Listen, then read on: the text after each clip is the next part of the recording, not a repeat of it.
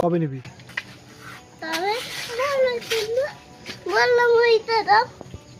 দিচ্ছি তো, তুমি মুখের মধ্যে কি আঁকাইছো? এই পাশে এই পাশে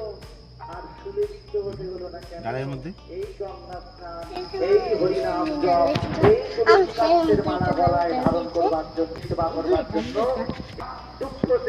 দে 10 টাকা দাও, 10 টাকা দাও, তাড়াতাড়ি দাও 10 টাকা। এটা কি আসল না নকল?